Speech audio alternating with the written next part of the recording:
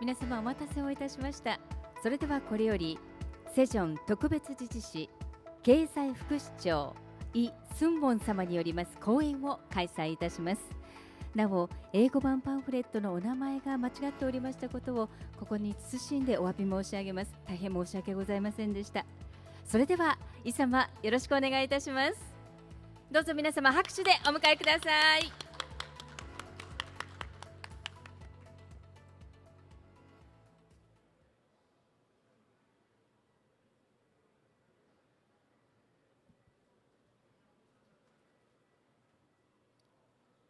여러분 반갑습니다. 한국 세종시에서 온 이승원 경제부시장입니다.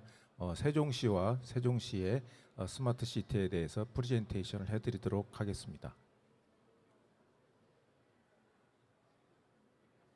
예,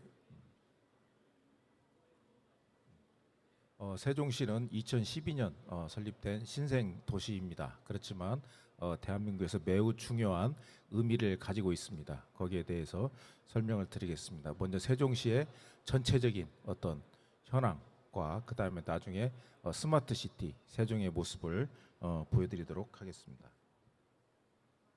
먼저 세종의 역사에 대해서 말씀드리겠습니다. 세종시의 역사는 우리 한국의 수도권 집중 문제와 관련이 돼 있습니다.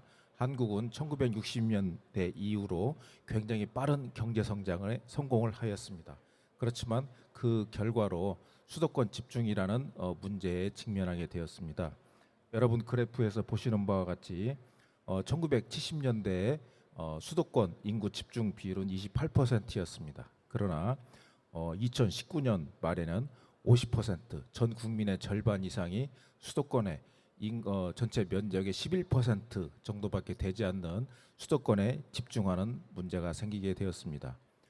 좀 지난 자료이긴 하지만 2014년에 일본이 28%, 프랑스가 18%인 걸로 봤을 때 한국의 수도권 인구 집중 문제가 굉장히 심각한 문제라고 볼 수가 있겠습니다.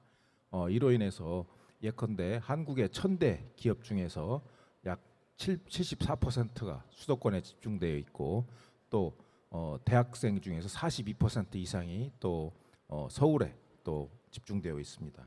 그로 인해서 점점 더 많은 젊은 사람들이 일자리를 찾아서 서울로 몰려들고 있습니다. 이 국토 균형 발전 문제를 해결하지 않으면은 한국이 더 이상 앞으로 나아갈 수 없다. 이런 위기 의식이 우리 한국에 있습니다.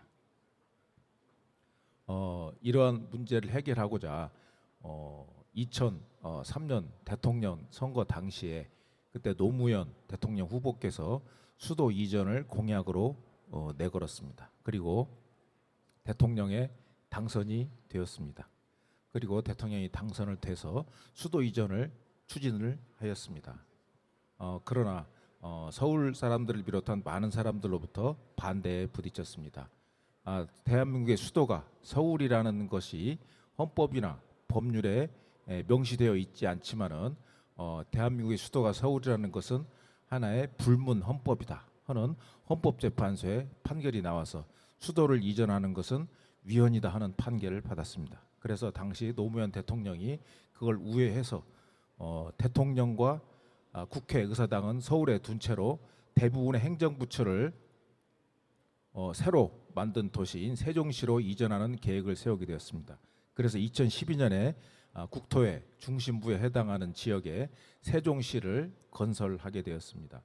건설 당시에 세종시는 인구가 10만도 안 되는 도시였지만 현재는 40만 명에 육박하는 도시가 되었고 서울에서는 차로 약 1시간 30분 거리, 그 다음에 세종에서 전국 어디든지 2~3시간 내에 도달할 수 있는 그런 위치가 되겠습니다. 이것은 세종시를 건설하기 이전과 이후의 그림이 되겠습니다. 세종 가운데 흐르는 강이 금강이 한국에서 세 번째로 큰 강인 금강이 되겠습니다.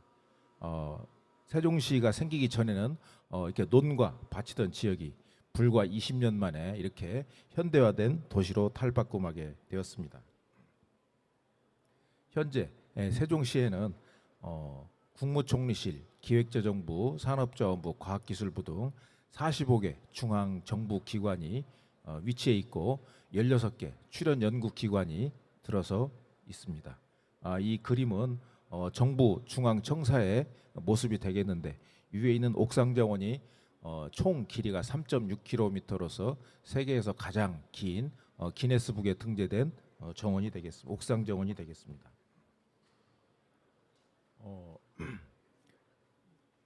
이렇게 해서 대부분의 행정부처가 세종으로 이전이 되었는데 대통령과 국회의사당은 서울에 있다 보니까 또 많은 부처들은 1시간 반 떨어진 세종이 있다 보니까 굉장히 행정의 비효율 문제가 나타나게 되었습니다.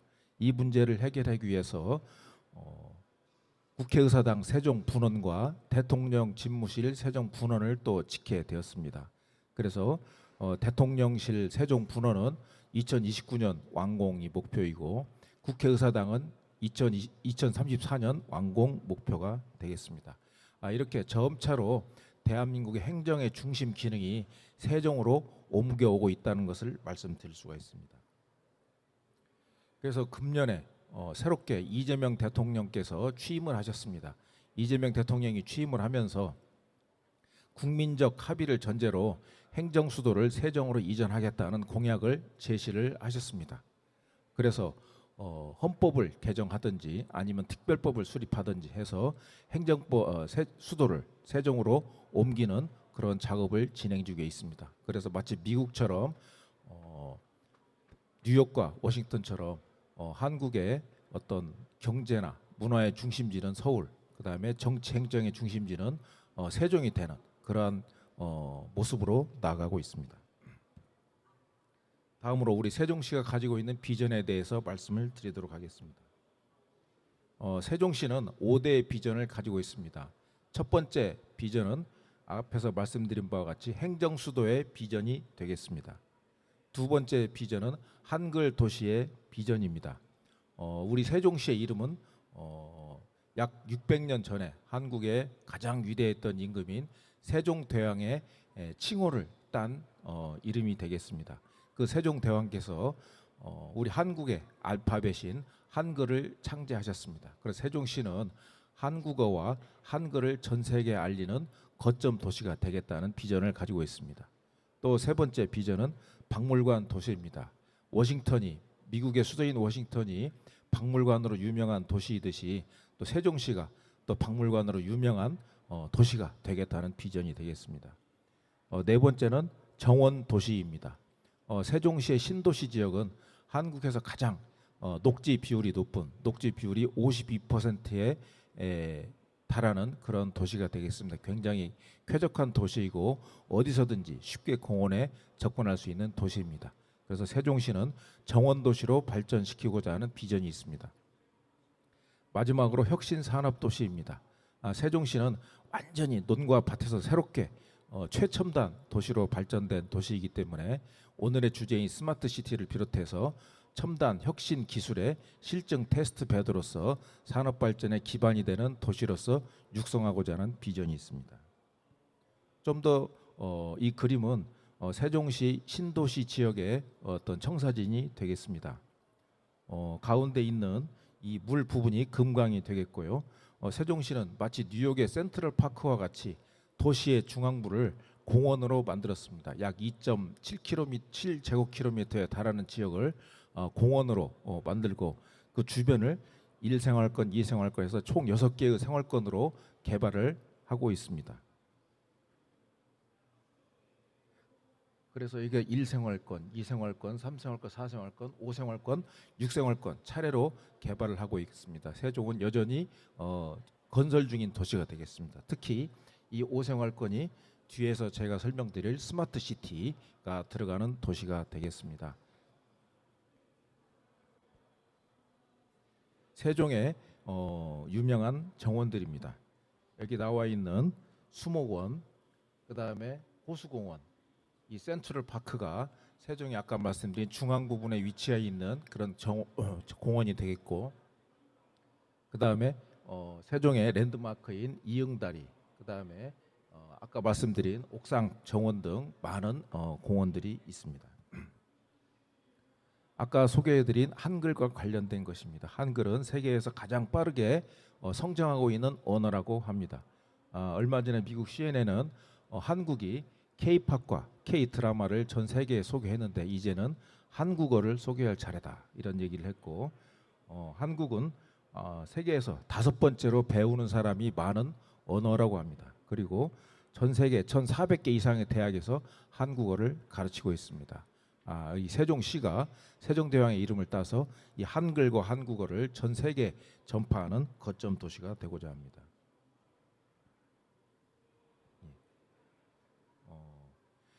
이와 함께 세종시 전 세계적으로 기후 변화랄지 팬데믹이랄지 어떤 디지털 트랜스포메이랄지 새로운 조류로 인해서 기존의 도시 모델로서는 충족할 수 없는 많은 문제들이 생기게 되었습니다.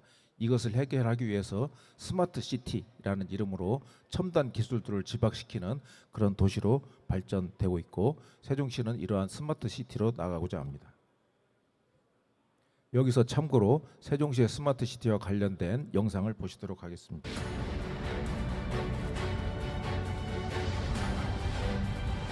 행정중심 복합도시 세종은 금강과 미우천이 흐르는 아름다운 녹색 생태 도시로서 세계 최초 이중 환상형 구조로 설계되었습니다. 특히 세종 스마트시티 국가시범 도시는 4차 산업혁명 기술이 실현되는 도시로 설계되었습니다.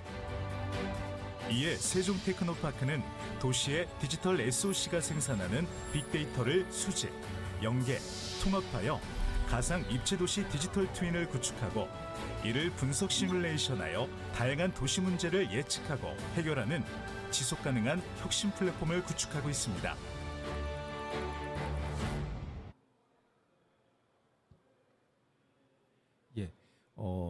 그 마지막 비전인 혁신 산업 도시와 관련해서는 세종시는 완전히 아무것도 없는 곳에서 만들어진 최첨단 도시이기 때문에 여기 보시는 바와 같은 AI와 또 드론, 또 정보 보안, 또 자율주행, 로봇 등 첨단 기술의 실증 테스트베드로서 충분히 기능할 수 있는 도시입니다. 그래서 세종시는 이러한 성격을 바탕으로 혁신 산업 도시로 발전해 나가고자 합니다.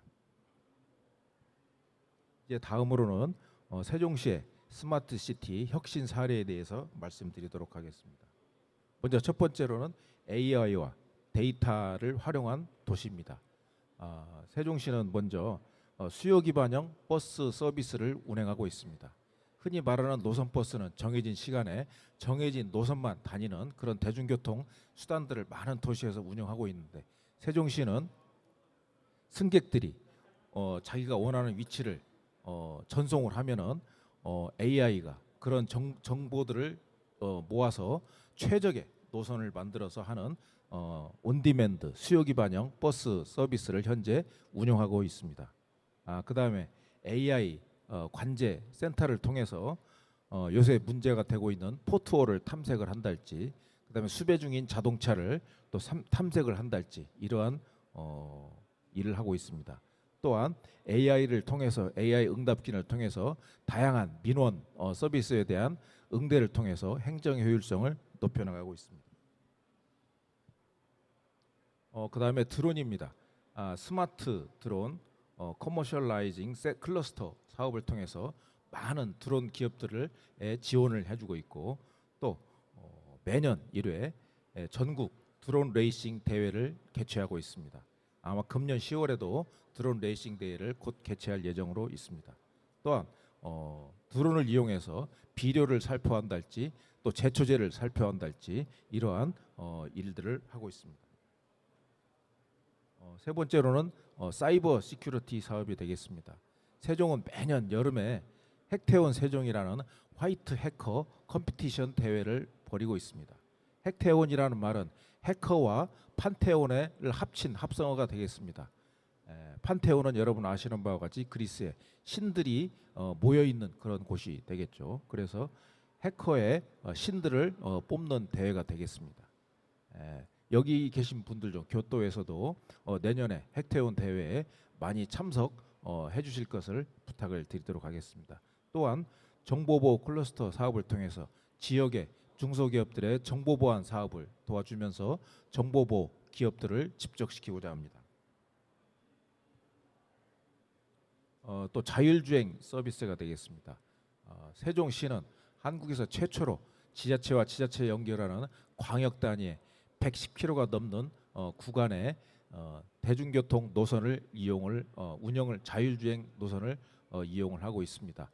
현재 레벨 3를 이미 통과했고 내년부터 레벨 4에 진입을 할 것입니다. 그래서 운전자가 없는 레벨 4 서비스를 시범으로 실시하려고 하고 있습니다. 그 다음에 로봇 서비스가 되겠습니다. 안내 로봇이랄지 물류 로봇이랄지 그 다음에 순찰 로봇이랄지 이런 로봇의 실증 작업이 세종에서 이루어지고 있습니다. 이상으로 세종시의 스마트시티 실증 작업에 대해서 말씀을 드렸고 다음에는 국가 스마트시티 시범 사업에 대해서 말씀드리도록 하겠습니다. 여러분 아시는 바와 같이 전 세계적으로 스마트시티 산업 규모가 굉장히 커지고 있습니다.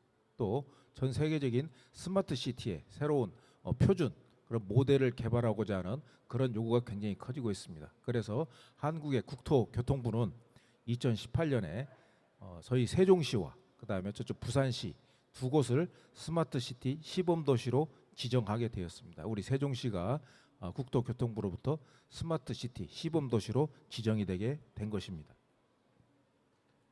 이 스마트시티 시범도시 사업은 세 가지 특징이 있습니다. 한 가지 특징은 기존 도시의 스마트시티 기능을 접붙이는 형식이 아니고 완전히 백지 상태에서 스마트시티를 건설하는 것입니다. 두 번째는 정부 주도형 개발이 아니고 민간 부문이 앞장서서 만들어가는 도시가 되겠습니다. 그다음에 세 번째는 공급자가 서비스를 결정하는 것이 아니고 시민들이 참여 방식 시민들이 도시 문제를 해결하는 그러한 방식으로 서비스를 발굴하는 스마트 도시가 되겠습니다. 그 스마트 시티 시범 사업의 개요에 대해서 말씀드리겠습니다. 위치는 아까 그 청사제 설명드렸듯이 5생활권에 위치한 지역이 되겠고 면적은 약 2.7 제곱킬로미터가 되겠습니다. 뒤에 설명드릴 SPC가 운영하게 될 선도 지역과 다른 지역으로 구성이 되게 돼 있습니다. 총 사업비는 약 미국 달러로 25억 달러 정도가 되겠고 여기에 계획된 인구는 한 2만 4천 명. 그다음에 여기서 모빌리티, 헬스케어, 또 에듀케이션, 또 에너지 및 환경, 거버넌스, 문화, 쇼핑 등 7개 분야의 핵심 스마트 서비스를 제공하는 것을 목표로 하고 있습니다. 그 스마트 2.7 제곱킬로미터 내에 또 선도 지구가 0.3 제곱킬로미터의 선도 지구를 우선적으로 개발할 계획으로 있습니다. 이것은 민간 기업들이 참여하는 SPC가 개발을 하게 됩니다. 이 선도 지구는 스마트 리빙 존과 사람들이 살게 되는 스마트 리빙 존과 혁신 벤처 기업 존으로 구성이 되고 여기서 제공될 스마트 서비스는 도시 기반의 6가지, 모빌리티의 7가지, 그다음에 라이프 사이클을 관리하는 8가지 총 21개 스마트 서비스를 여기서 구현할 계획으로 있습니다. 참고로 이 선도도시에서 구현될 스마트 서비스의 예를 들어드리겠습니다. 첫 번째는 주차입니다. 주차하면서 주차할 공간을 찾지 못하고 그다음에 주차에 어려움을 겪는 경우가 많이 있습니다. 그런데 거주하는 사람이 주차장에다 차만 받쳐놓으면은 주차 로봇이 와서 자동적으로 주차를 하게 되는 그런 서비스가 되겠고요. 또 관내 지역을 또 순찰 로봇이 순찰함으로써 도시의 안전을 높이는 그러한 서비스를 제공하게 됩니다. 또 무거운 택배 배달 물건들을 택배 배달 로봇을 통해서 서비스를 하게 되고 또 헬스케어 관련해서 기존의 모바일 디바이스로서 개인의 건강을 단지 측정하는 것에 넘어서 거주자들의 생활 습관들을 측정을 해서 그 거주자들에게 맞는 헬스케어 서비스를 제공하는 어떤 첨단 헬스케어를 제공하는 서비스를 하고자 합니다. 또 스마트팜을 구축을 해서 AI와 센서를 통해서 최적의 재배 조건을 만들고 그 사람들이 신선한 채소를 관내 커뮤니티에서 활용해 먹는 그런 스마트팜 서비스도 제공하고자 합니다. 향후 일정은 다음과 같습니다. 모빌리티 서비스 같은 경우는 이미 시범 운영을 끝냈고 현재 유지와 더욱더 수준을 높여가는 작업을 하고 있습니다. 그다음에 도시 기반 서비스와 라이프 사이클 이노베이션 서비스 같은 경우는 현재 디자인 설계 작업 중이고 아마 내년 하반기부터 파일럿 운영을 할 예정이고 29년 이후에 공식적으로 운영에 들어갈 예정입니다. 선도지구 같은 경우는 26년 하반기에 착공 및 분양을 할 예정이고 아마 29년에 입주를 할 예정입니다. 그다음에 선도지구를 포함한 선도지구 이외의 전체 국가 시범도시는 내년에 그 착공을 하고 아마 28년부터 입주가 시작될 예정으로 있습니다. 이 국가 시범도시의 목표는 글로벌 스마트 시티의 글로벌 수출이 되겠습니다. 국제적인 협력을 통해서 K 스마트 시티 모델을 전 세계에 수출하는 것이 그 목표가 되겠습니다. 그리고 한국 내에서 스마트 시티와 관련된 표준을 만들어서 한국 내에 확산시키고 또 선도지구에서 만들어진 스마트 시티 서비스를 시범지구 나아가서 세종시티 전체에 확장시키는 것이 목적이 되겠습니다. 이상으로 세종시에 대해서 말씀을 드렸습니다. 세종시는 2012년은 새로 생긴 신생도시지만 매우 중요한 도시입니다. 대한민국의 국토 균형 발전을 선도하는 도시고 대한민국의 스마트 시티를 선도하는 도시가 되겠습니다. 경청해 주셔서 감사합니다.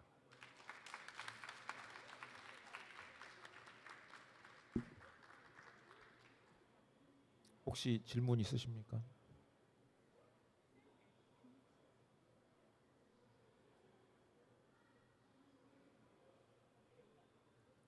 せっかくの機会ですので、何かご質問がございましたら、ぜひ手を挙げて教えていただければと思います。またご質問いただけるお客様はですね、恐れ入りますが、向かいまして右側の方にマイクをご用意いたしておりますので、お立ちいただきまして、ぜひマイクをお使いの上、ご質問いただければと思います。いかがでしょう。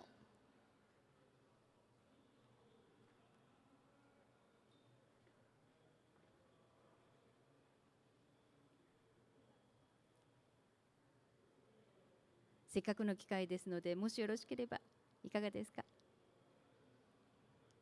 よろしいですか。はい。ご質問はないようでございますので、以上とさせていただきます。イ様、本当に今日はありがとうございました。ありがとうございます。どうぞお席の方にお戻りくださいませ。ありがとうございました。これをもちましてイ様のセッションは終了とさせていただきたいと思います。なお、この後少しお時間を頂戴いたしまして、また13時よりセッションをスタートしてまいります。ぜひ皆様お時間ございましたらお付き合いいただければと存じます。それではこの後も引き続きまして場内ごゆっくりとお過ごしくださいませ。なお、セジョン特別自治市のブースでございますが、後方奥をお進みいただきますとブースがございますので、ぜひセジョン特別自治市ブースの方にも足をお運びください。以上でございます。